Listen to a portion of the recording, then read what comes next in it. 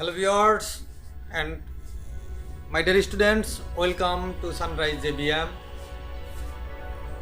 Today I am going to teach you how to translate an interrogative sentence into from Assamese to English. মই আজি সেন্টেন্সৰ 3 number part interrogative sentence এই interrogative sentence এটা অসমীয়া sentence এটা কেনেদৰে মই ইংৰাজীলৈ translate কৰিব পাৰোঁ এই সম্পৰ্কে মই আজি বুজাম ল'ৰা ছোৱালী ইণ্টাৰগেটিভ সেন্টেন্স Interrogative sentence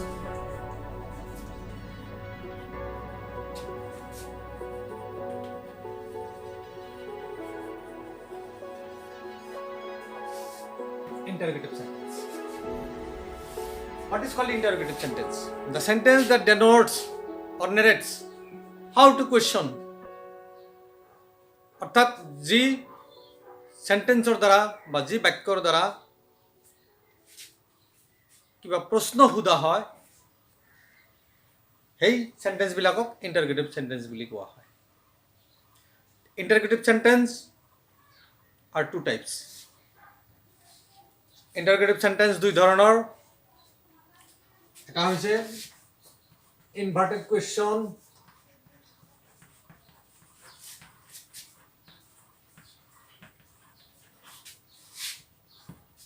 দুই number specific question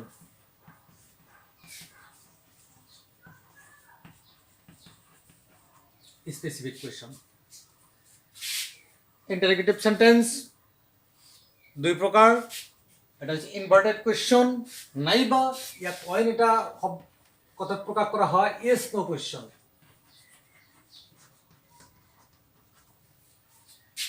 specific question নাইবা WH কোয়েশ্চন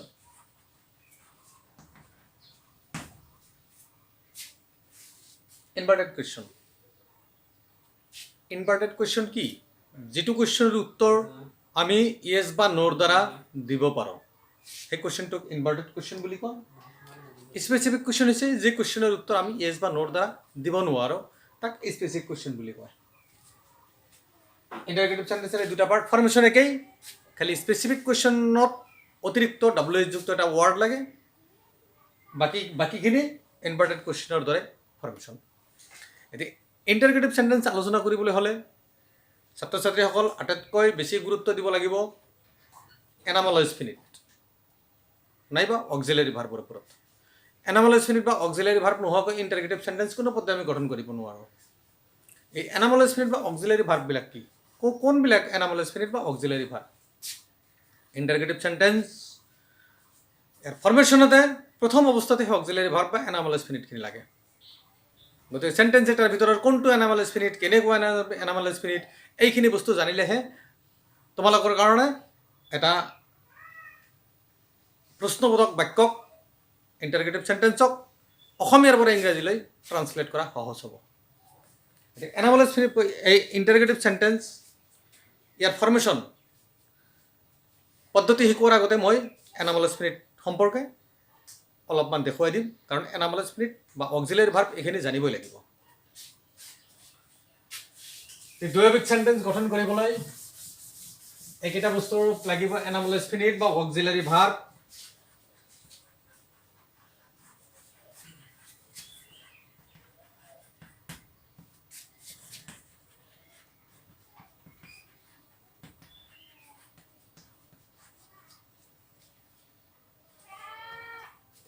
টোটাল 24 টাইপস 26টা 24 নাম্বাৰস 26টা এইবোৰ হৈছে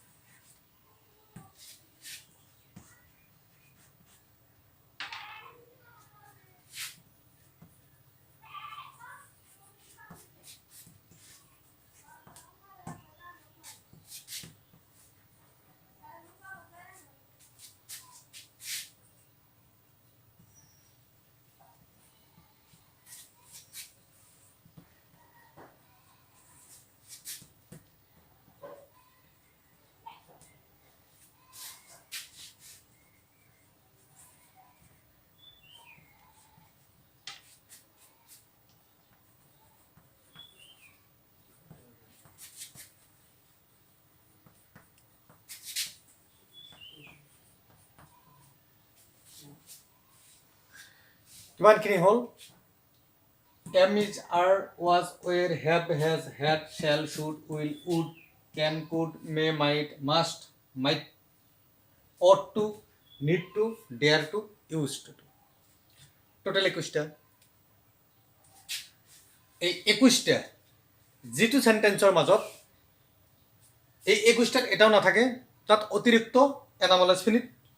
ডু ডাজ নাইবা ডিড ধাৰ কৰিব লাগে এই তিনিটা হৈছে ধাৰ কৰা do does and did total হ'ল 24টা এইখিনি এনামলাস ফিনিট এতিয়া এনামলাস ফিনিটখিনি ধৰাৰ কাৰণে মই আৰু এবাৰ ধুনীয়াকৈ বুজাই দিছোঁ tense wise am is are এই তিনিটা থাকে প্ৰেজেন্ট কন্টিনিউয়াস টেন্সত was or past continuous have has present perfect and present perfect continuous had past perfect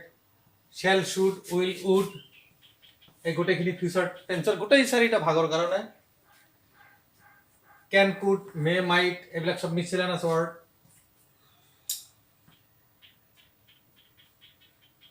ought to need to dare to used to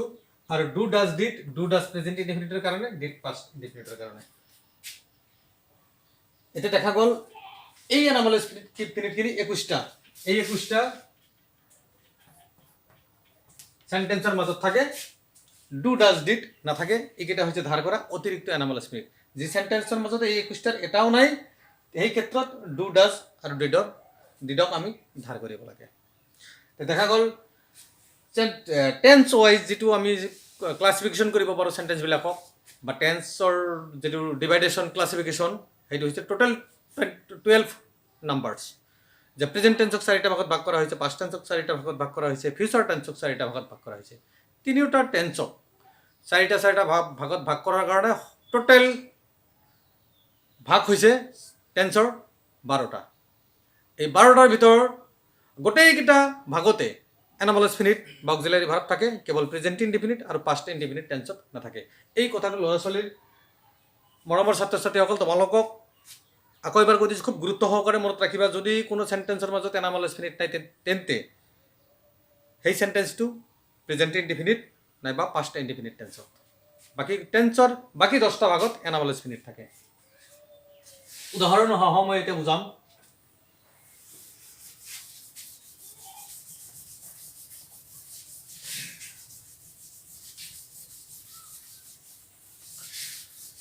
প্ৰথম inverted question formation of inverted question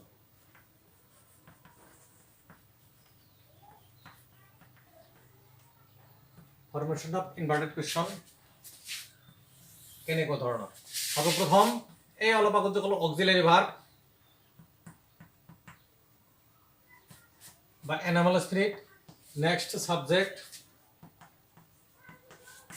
next verb according to tense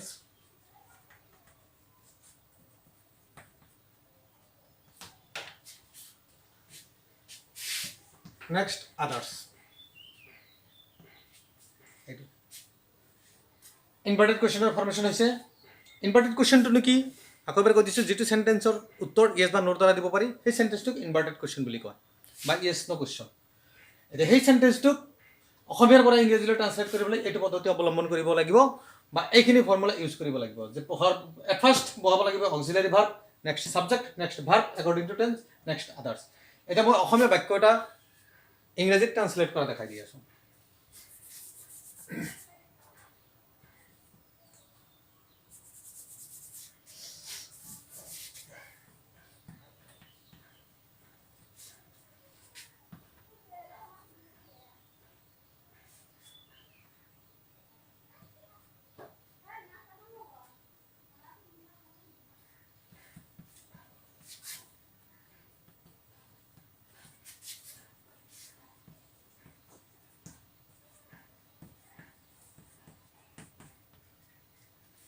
তেখেত কিতাপখন ঘূৰাই দিছেনে বা তেখেত কিতাপখন ঘূৰাই দিলেনে এই বাক্যটো আৰু ল'ৰা ছোৱালীসকলৰ জ্ঞাতাৰ্থে আৰু এটা কথা মই জনাইছোঁ এইখিনি কথাও মনত ৰাখিবা আৰু এটা সহজ পদ্ধতি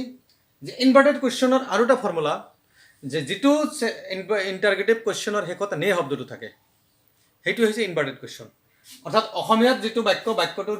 শেষত যদি নে শব্দ যদি থাকে তেতিয়াহ'লে তাৰে উত্তৰো আমি ইয়েছ বা নোৰ দ্বাৰা দিব পাৰোঁ আৰু ইয়াক ইনভাৰ্টেড কুৱেশ্যন বুলি কয়। এই চেণ্টেন্সটোক যেতিয়া মই ট্ৰান্সলেট কৰিম ইংৰাজীলৈ তেতিয়া এইটো ফৰ্মুলা ইউজ কৰিলে সৰ্বপ্ৰথম কি হ'ব অক্সিলাৰী ভাৰ্ব। আৰু অক্সিলাৰী ভাৰ্ব অসমীয়াতো দিয়া নাথাকেই। এতিয়া অসমীয়াৰ পৰা মই অক্সিলাৰী ভাৰ্ব কেনেকৈ বনাম? এই অক্সিলাৰী ভাৰ্বটো উলিওৱাৰ কাৰণে ল'ৰা ছোৱালীসকল তোমালোক সদায় গুৰুত্ব দিবা চেণ্টেন্সটোৰ ভাৰ্বৰ উচ্চাৰণৰ ওপৰত আৰু ছাবজেক্টৰ পাৰ্চনৰ ওপৰত, তেতিয়াহে অক্সিলাৰী ভাৰ্ব ধৰিব পাৰিবা। এই বাক্যটোৰ মাজত ভাৰ্ব কোনটো? আৰু ভাৰ্ব আগতো কৈছোঁ যে ভাৰ্বটো অসমীয়া বাক্যৰ সদায় শেষত থাকে। ভাৰ্ব কোনটো? ঘূৰাই দিয়া। ঘূৰাই দিছেনে বাক্যটো? অৰ্থাৎ ভাৰ্ব হৈছে ঘূৰাই দিয়া। এতিয়া ঘূৰাই দিয়া এই বাক্যটো কোনটো টেন্সত প্ৰকাশ কৰিছে? একফালৰ পৰা টেন্স অসমীয়াত উচ্চাৰণ কৰিলে প্ৰেজেণ্ট ইনডিফিনিট যদি হ'লেহেঁতেন হ'লেহেঁতেন ঘূৰাই দিয়ে। প্ৰেজেণ্ট কণ্টিনিউৱাছ হ'লে ঘূৰাই দি আছে, আৰু প্ৰেজেণ্ট পাৰফেক্টৰ কাৰণে উচ্চাৰণ হৈছে ঘূৰাই দিছে বা ঘূৰাই দিলে। আল্টিমেটলি দেখা যায় কি এই ভাৰ্বৰ উচ্চাৰণ মতে চেণ্টেন্সটো প্ৰেজেণ্ট পাৰফেক্ট টেন্সত আছে। এতিয়া প্ৰেজেণ্ট পাৰফেক্ট টেন্সত মই দেখাই দিছোঁ প্ৰেজেণ্ট পাৰফেক্ট টেন্সত এনামল এছফিনিট দুটা, হেভ বা হেজ। এতিয়া হেভ হ'বনে হেজ হ'ব? ইয়াৰ কাৰণে লক্ষ্য কৰিব লাগিব চেণ্টেন্সটোৰ ছাবজেক্টৰ পাৰ্চনৰ ওপৰত। এই চেণ্টেন্স ছাবজেক্ট কোনটো ছাবজেক্ট? ঘূৰাই দিয়া কামটো কোনে কৰিছে? তেখেত কৰিছে। তেখেতৰ ইংৰাজী কি? ই কোনটো পাৰ্চনৰ ছাবজেক্ট? তেখেতৰ ইংৰাজী হৈছে হি। হিটো হৈছে third person singular number. Third person singular number he বা শ্বি, ইয়াৰ লগত হেজ হয়। গতিকে অক্সিলাৰী ভাৰ্ব হিচাপে প্ৰথম লিখিব লাগিব হেজ ছাবজেক্ট, তাৰপিছত ছাবজেক্ট হৈছে তেখেত। মেক্সিমাম ল'ৰা ছোৱালীখিনি মেক্সিমাম ষ্টুডেণ্টছে তেখেত শব্দটোক বহুবচন বুলি ভাবে, তেওঁলোক বুলি ভাবে, কিন্তু নহয়। হি শব্দটোৰে অসমীয়া অৰ্থ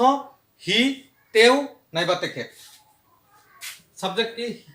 হি। হেজ হি। এতিয়া ভাৰ্বলৈ আহা। ভাৰ্ব কোনটো? চেণ্টেন্সটোত একেবাৰে সৰ্বশেষত আছে ঘূৰাই দিয়া। প্ৰেজেণ্ট পাৰফেক্ট যিহেতু সেই ভাৰ্বটোৰ পাষ্ট পাৰ্টিচিপল ফৰ্ম ইউজ কৰিব লাগিব। হেজ হি, ঘূৰাই দিয়াৰ ইংৰাজী হৈছে ৰিটাৰ্ণ। ফাৰ্ষ্ট পাৰ্টিচিপল দিলে ইডি যোগ কৰি দিলে হ'ল। Has he return.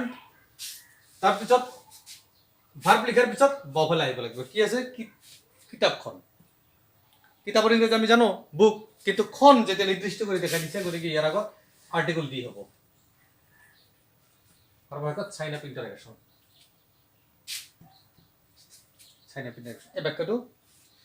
এই বাক্যটো ধুনীয়াকৈ অসমীয়াৰ পৰা ইংৰাজীলৈ ট্ৰান্সলেট হৈ গ'ল শুদ্ধ ফৰ্মেশ্যন মতে, শুদ্ধ টেন্স মতে। এইটো হৈছে ইনভাৰ্টেড কুৱেশ্যন এটাক, অসমীয়া বাক্য এটাক ইংৰাজীলৈ ট্ৰান্সলেট কৰাৰ নিয়ম। মই আকৌ এবাৰ কৈ দিছোঁ যে সৰ্বপ্ৰথম অক্সিলাৰী ভাৰ্ব ইউজ কৰিব লাগিব। অক্সিলাৰী ভাৰ্বটো বাছি উলিওৱাৰ কাৰণে ভাৰ্বৰ যিটো উচ্চাৰণৰ ওপৰত গুৰুত্ব দিব লাগিব, কোনটো টেন্সত উচ্চাৰণ কৰি আছে, আৰু ছাবজেক্টৰ পাৰ্চন ও নাম্বাৰৰ ওপৰত গুৰুত্ব দিব লাগিব। তেতিয়াহে অক্সিলাৰী ভাৰ্বটো ধৰা সহজ হ'ব।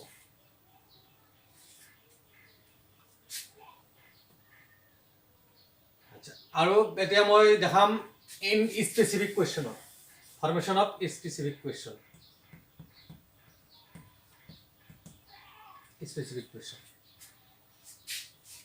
চেম ফৰ্মেশ্যন, কিন্তু ইয়াৰ আগত আৰু এটা শব্দ হ'ব ইণ্টাৰগেটিভ ৱাৰ্ড বা WH যুক্ত word. WH word auxiliary verb, subject, verb and others. এইটো হৈছে স্পেচিফিক কুৱেশ্যনৰ ফৰ্মেশ্যন। এই স্পেচিফিক কুৱেশ্যন মতে আল্টিমেটলি দেখা গ'ল কি ইয়াতো অক্সিলাৰী ভাৰ্ব আছে বা এনামল এছফিনিটৰ প্ৰয়োজন আছে। গতিকে ইণ্টাৰগেটিভ চেণ্টেন্সত আটাইতকৈ বেছি গুৰুত্বপূৰ্ণ বস্তুটো হ'ল এনামল এছফিনিট। এই মতে যেতিয়া মই আৰু এটা অসমীয়া বাক্য ট্ৰান্সলেট কৰি দেখাব খুজিছোঁ,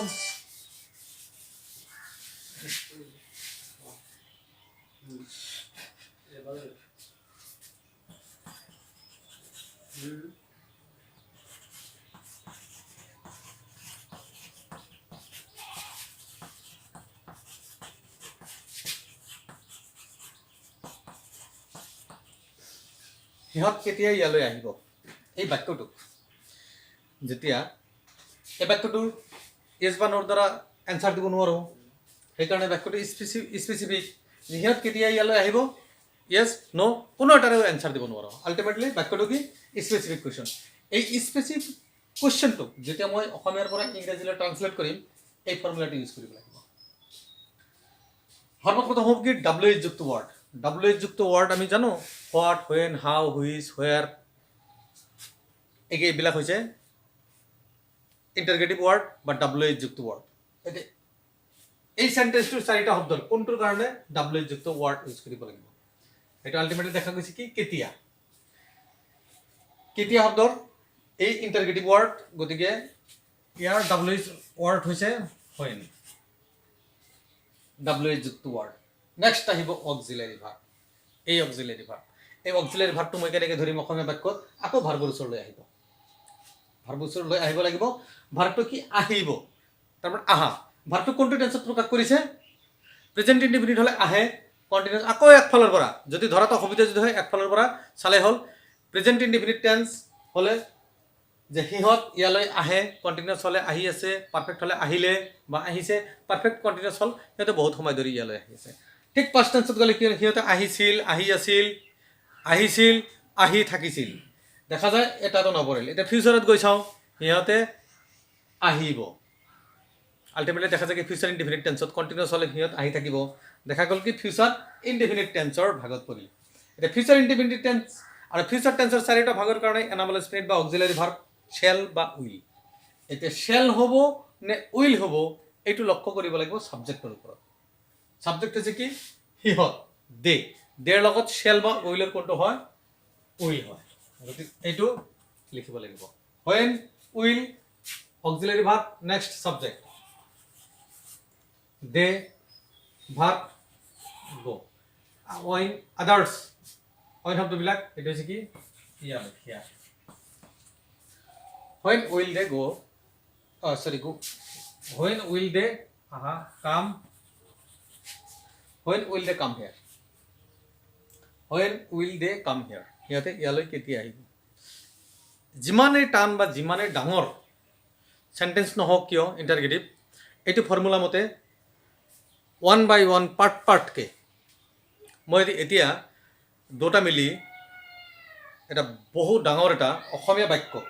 মই ইংৰাজীলৈ ট্ৰান্সলেট কৰা দেখাই দিম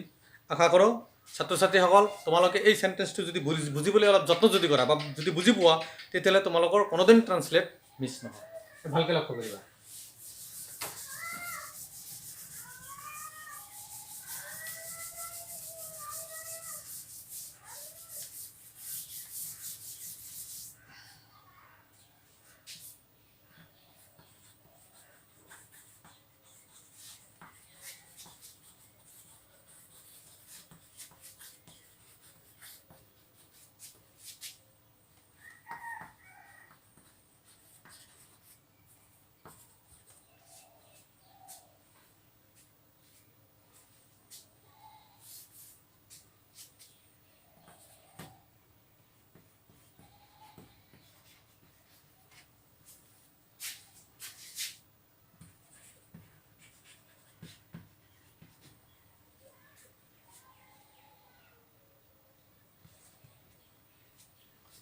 তোমালোক সকলোৱে মিলি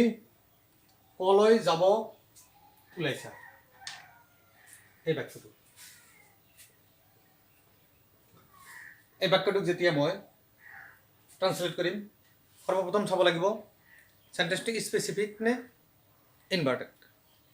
যেতিয়া ইয়েছৰ দ্বাৰা উত্তৰ দিব নোৱাৰিম গতিকে আল্টিমেটলি সেন্টেন্সটো স্পেচিফিক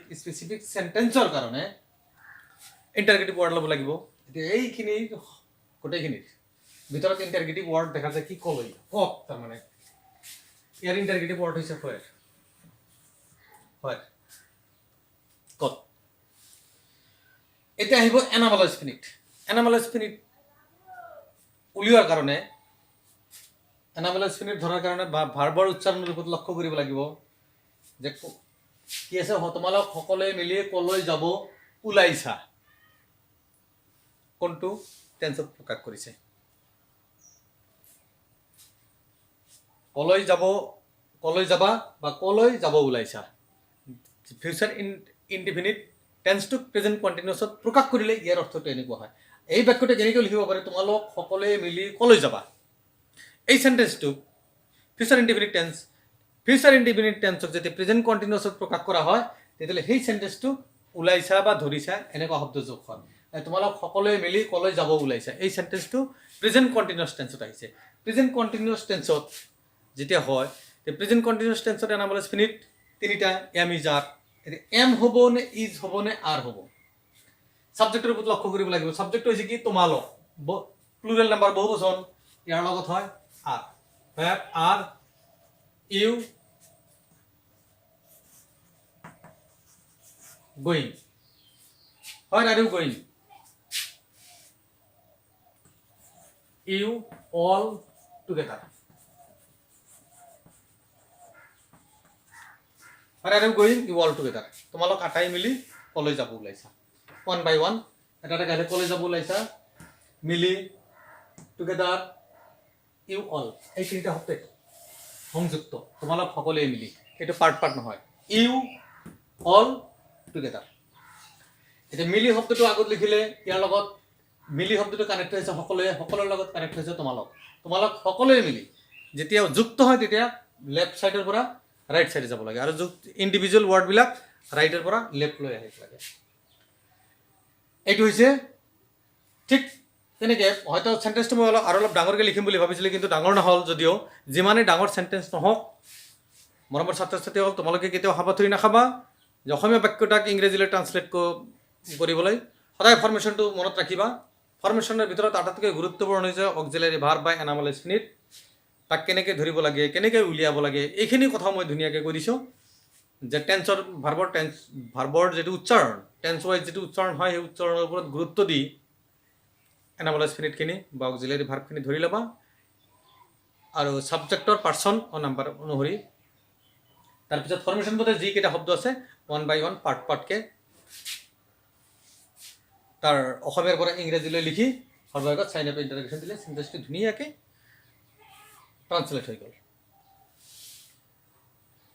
আজি ইন্টাৰগেটিভ সেন্টেন্সৰ আলোচনা কৰিবলগীয়া এইখিনি how to change interrogative sentence from Assamese to English ইয়াৰ নিয়মখিনি মই পুংখানুপুংখানুভাৱে ইন্টাৰগেটিভ সেন্টেন্সৰ দুটা পাৰ্ট উল্লেখ কৰি মই ধুনীয়াকৈ বুজাই দিছোঁ আশা কৰোঁ মৰমৰ ছাত্ৰ ছাত্ৰীসকল তোমালোকে বুজি পাইছা যদি কোনোবা পাৰ্ট বুজিবলৈ অসুবিধা হৈছে বা বুজি পোৱা নাই তোমালোকে কমেণ্ট কৰি জনাবা চেনেলটোক ছাবস্ক্ৰাইব কৰিবা মই নিশ্চয় ইয়াৰ কাৰণে উত্তৰ দিয়াৰ কাৰণে যত্ন কৰিম বা মই ট্ৰাই কৰিম তোমালোকক আৰু সহজ পদ্ধতিত বুজোৱাৰ কাৰণে মই চেষ্টা কৰিম এটা